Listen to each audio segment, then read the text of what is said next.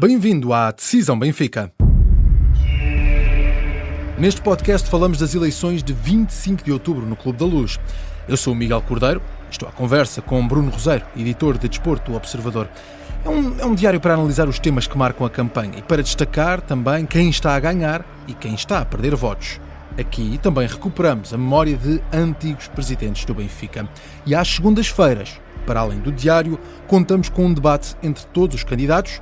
Na próxima semana, segunda-feira, discutimos futebol. Seguimos com o estado da campanha. Bem-vindo, Bruno. Olá, Miguel.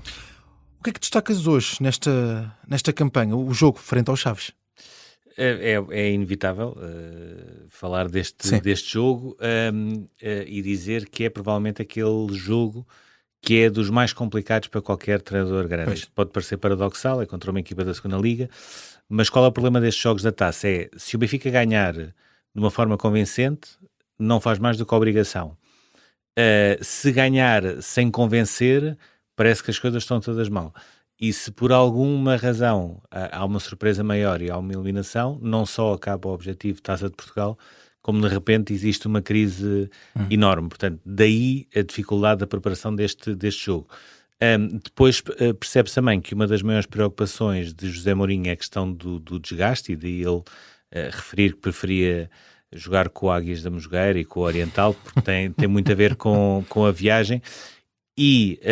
Mas ainda assim eu não consigo imaginar um Benfica a fazer uma revolução total na equipa para não ter essa possibilidade de haver um dissabor, porque apesar de tudo o Desportivo de Chaves é uma das equipas mais competitivas da segunda Liga. Sim. Onde é que eu acho que está o grande foco? É no jogo do Newcastle, e apesar de ser só a terceira jornada da Liga dos Campeões e apesar de ser um jogo fora, aquilo que se percebe é que nesta altura, com 2 derrotas na Liga dos Campeões, e eu diria que aquele desaire com o Karabakh vai pesar muito nestas contas, com 2 derrotas, se por alguma razão o Benfica perde novamente em Newcastle, fica num cenário onde terá de fazer 11, 12 pontos, que foi mais ou menos a pontuação dos últimos clubes a passarem no play-off da Liga dos Campeões do ano passado, tendo pela frente Bayer Leverkusen, Ajax, Nápoles, Juventus e Real Madrid. E daí a importância deste jogo do Newcastle, que numa perspectiva negativa, neste caso para a equipa de José Mourinho, poderá coincidir com eleições, havendo essa possibilidade cada vez mais pequena de passagem ao play-off da Liga dos Campeões. Isso acabaria por ser também um rombo, não só em termos desportivos, mas também financeiros. Para além deste jogo da Taça e também já dessa perspectiva do jogo da Liga dos Campeões para a próxima semana, isto acaba por estar tudo um pouco ligado, o que mais destacas neste período de campanha? Mais coisas de bota abaixo, ou seja, muitas entrevistas, continuam a haver muitas entrevistas, em todo lado. Mais notícias que eu chamo notícias de bota abaixo. Hoje é a ligação que a Footlab World, ou seja, que é uma empresa da qual Rui Costa e os filhos terão 50%, tem com a Liga, mas que terá sido feito com Pedro Proença.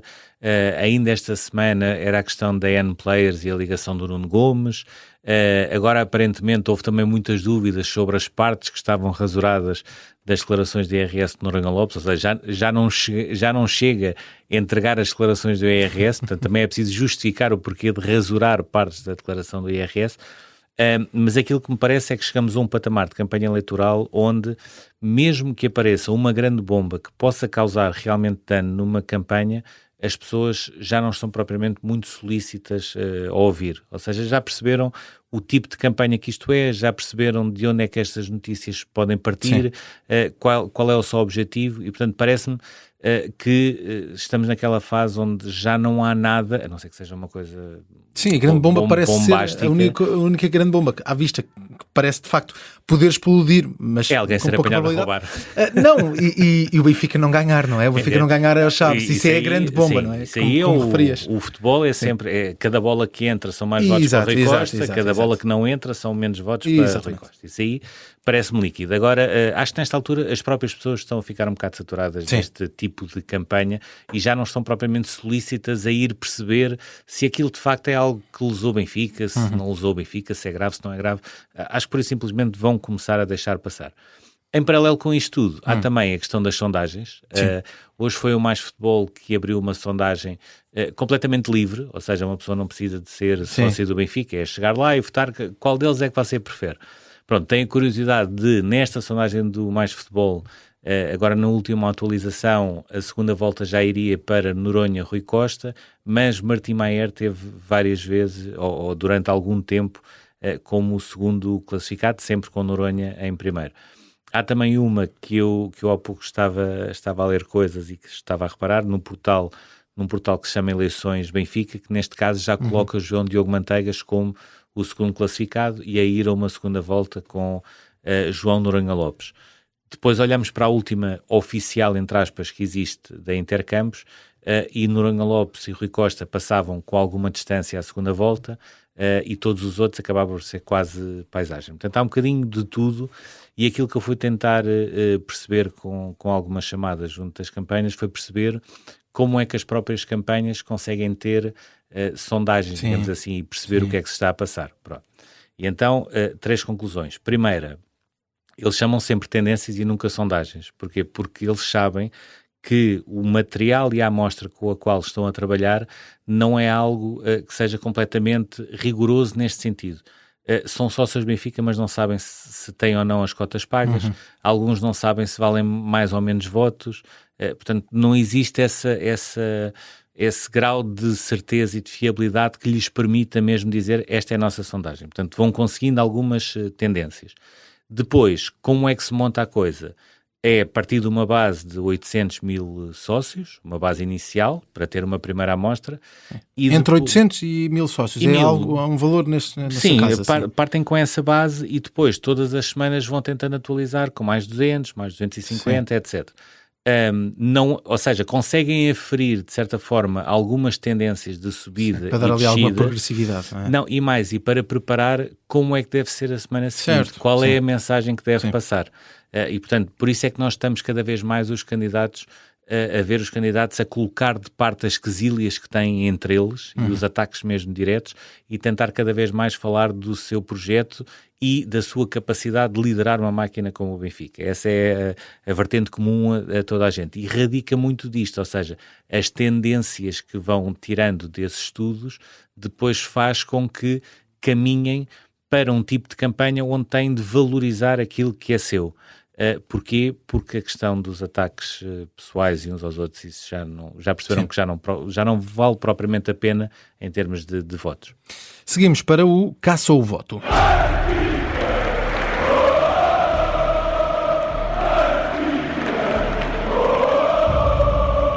Bruno, quem é que hoje podemos dizer que está a ganhar votos? Olha, nós não temos falado aqui muito de João Diogo Manteigas e de Martim Maier, mas parece-me que por motivos diferentes, mas com um ponto em comum, têm ganho alguns votos. Qual é aqui o ponto comum? É a exceção de Luís Filipe Vieira em relação ao João Diogo Manteigas e àquilo que se passou na Assembleia Geral e aquilo que ele considera ser os radicais que querem mudar o Benfica e que o tornam ingovernável. São os 2 candidatos que nunca ninguém ataca diretamente, por norma.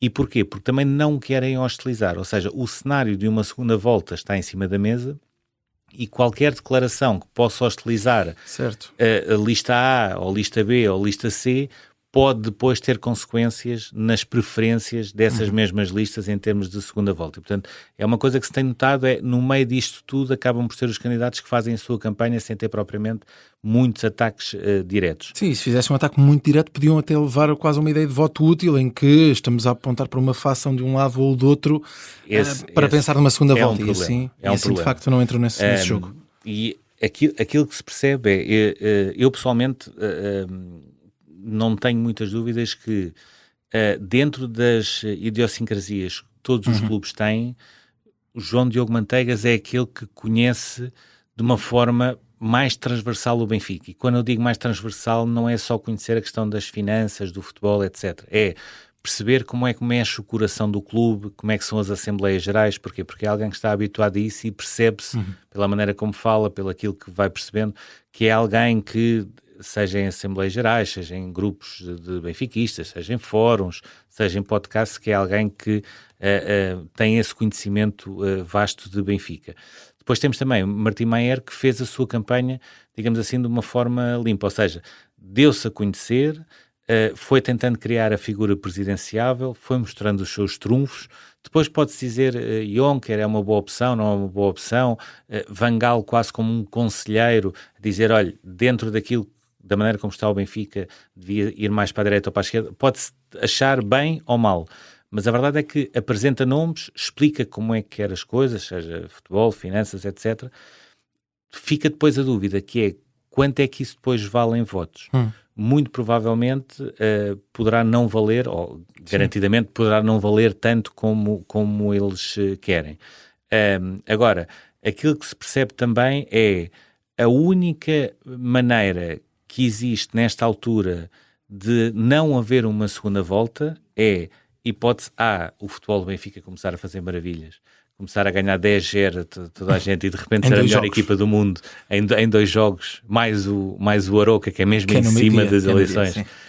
E Rui Costa poder ganhar logo à primeira volta, não me parece seja nesta altura um cenário muito crível, ou João Noronha Lopes concentrar em si tudo o que é voto útil, ou seja de João Diogo Manteigas, de Martim Maier, de Cristóvão Carvalho, que me parece que é mais residual, e poder almejar a mais do que os 30 e poucos % que toda a gente aponta.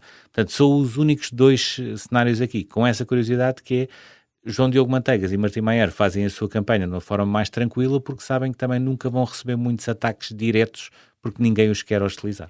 Há pouco dizias que a nível de entrevistas, a nível de declarações, tem estado tudo muito semelhante do que temos visto ao longo de toda esta semana e até já das semanas anteriores. Perceber se, no meio de tudo isto, há alguém que está a perder votos, se vês alguém com nota negativa. Não consigo, acho que cada um tem consolidado o seu eleitorado. Sim.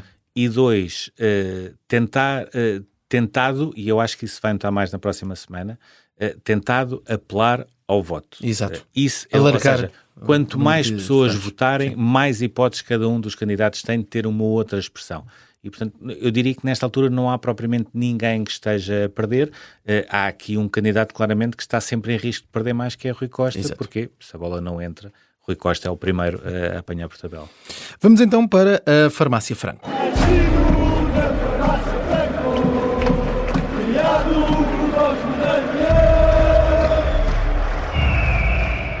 Neste espaço recuperamos a história de antigos presidentes do Benfica e hoje, Bruno, queres falar de Duarte Borges Coutinho. Foi presidente do Benfica entre abril de 1969 e maio de 1977. Sim, aqui é sempre complicado escolher aquele que foi o melhor presidente do Benfica. Portanto, sim.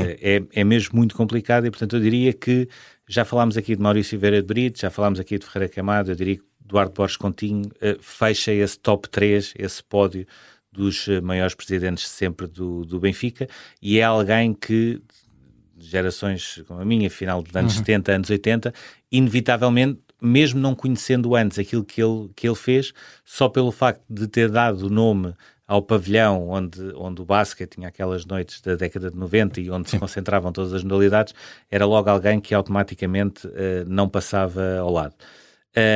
Ele, fazendo aqui uma biografia muito pequenina, foi alguém que cresceu no Palacete do Rato, ou seja, onde é hoje a sede do PS. Sim. Foi muito novo para Londres, foi um piloto voluntário da Royal Air Force durante a Segunda Guerra Mundial, portanto, ele com esse ponto até curioso de, tal como Jimmy Hagan também esteve na Segunda Guerra Mundial e depois seria a dupla presidente-treinador que teve provavelmente um dos campeonatos mais conseguidos de sempre que nós tivemos em 73, que é quando o Benfica consegue ganhar o campeonato sem nenhuma derrota. Penso que só o André Vilas Boas mais tarde é que conseguiria fazer isso, se calhar não 2010, 2011, com 3 empates, mas penso que também não perdeu. Mas naquela altura, em 73, ganhar o campeonato sem derrotas era uma coisa impensável e foi isso que o Benfica conseguiu. O currículo de Borges Coutinho tem, em 8 anos, 7 campeonatos, portanto, podíamos até ficar por aqui e só isso é música para os ouvidos de qualquer pessoa que seja do Benfica. Ganhou ainda 3 taças. Teve ali um ponto fundamental que foi a capacidade que teve de resgatar e aguentar Eusébio quando parecia que ele já tinha tudo assinado para ir para o Vasco da Gama. Ao mesmo tempo conseguiu fazer vendas milionárias por milionários entenda-se, 10 mil contos por Humberto Coelho para o PSG e 9 mil para o Jordão quando foi para o Saragossa. E ficou sobretudo como alguém que era conhecido como um gentleman, alguém que procurava consensos, alguém que nunca deixou de ser humilde apesar das suas origens, alguém que era justo, ou seja, Simões contou uma história de um jogo onde ele promete um prémio extra a todos os jogadores do Benfica por cada gol que fosse marcado, e o Benfica ganha 2-1, mas ele paga como se tivessem marcado 3 golos, porque um deles foi anulado e ele considerou que foi mal anulado. Sim. E portanto, como tal, deu também o prémio desse terceiro golo. Agora, no meio de tudo isto, há aqui uma parte que para mim é aquela que eu acho que é mais impressionante, que é Duarte Borges Coutinho consegue transformar o Benfica de tal forma que os jornais naquela altura escreviam que o Benfica era o segundo clube de muitos adeptos de futebol que não eram no Benfica. E quando nós hoje pensamos alguém que não seja do Benfica dizer o meu segundo clube é o Benfica, dizemos isto é completamente impossível. Sim. Mas pelos vistos na altura, estamos a falar as décadas de final da década de 60, início da década de 70, era uma coisa possível pela maneira como o clube também era gerido e pelo exemplo que vinha de cima.